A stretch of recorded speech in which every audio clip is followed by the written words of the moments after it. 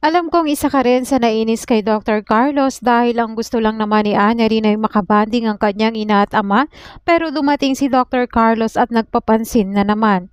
Hindi niya man lang maintindihan na ang gusto lang ni Annalyn ay makasama ang kanyang mga magulang na hindi niya pa naranasan nung bata pa siya.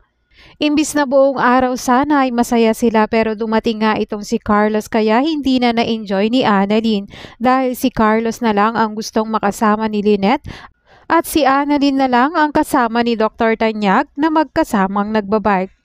Kinagabihan nga nagpaalam na si Carlos at Lynette na mauuna na silang umuwi. Sinabi ni Dr. Tanyag sa dalawa na good luck sa engagement party nila bukas.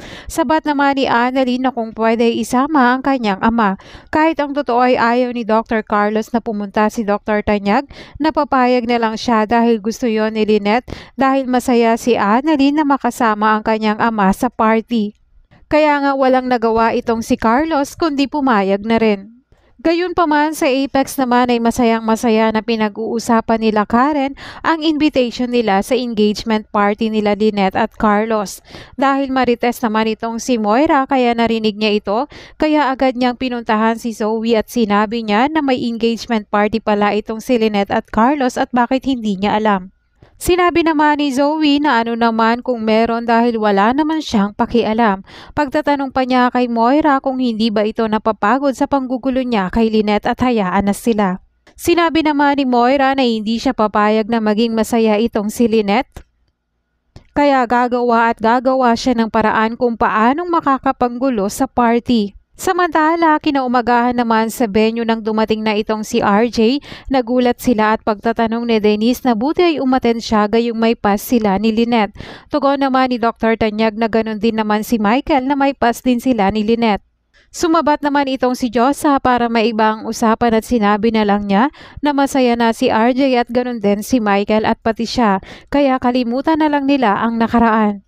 Sa kabilang banda naman, nag-aalala itong si Lynette na baka magkaroon ng gulo sa kanilang party. Pero sinabi ni Annalyn na wala namang gulong mangyayari dahil hindi naman invited ang manggugulo. At ang tinutukoy ni Annalyn ay si Moira.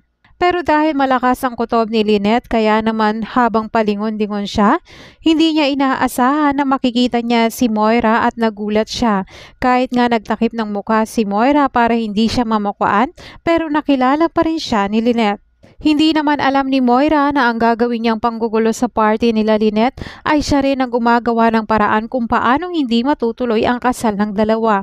Magiging pabor nga ito kay RJ na hindi matutuloy ang kasal nila Lynette. Magkakagulo nga sa party kaya magagalit nga itong si Carlos kay Moira.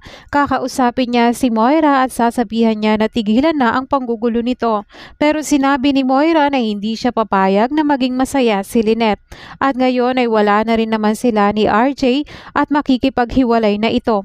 Sinabi naman ni Dr. Carlos na kapag kinasal na sila ni Lynette, magiging okay na rin sila ni RJ, pero sinabi ni Moira na hindi na mangyayari yon. Pero sasabihin naman ni Dr. Carlos na gawin niya ito para kay Zoe at wag na siyang manggugulo dahil kapag nalaman ni Lynette ang totoo na anak niya si Zoe, siguradong hindi na matutuloy ang kasal.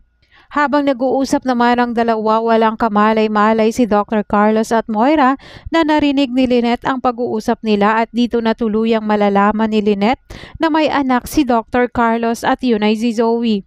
Kaya nga ito na ang magiging dahilan para hindi matuloy ang kasal dahil nagsinungaling itong si Dr. Carlos kay Lynette. Yan ang mga dapat nating abangan bukas sa Abot Kamay na Pangarap.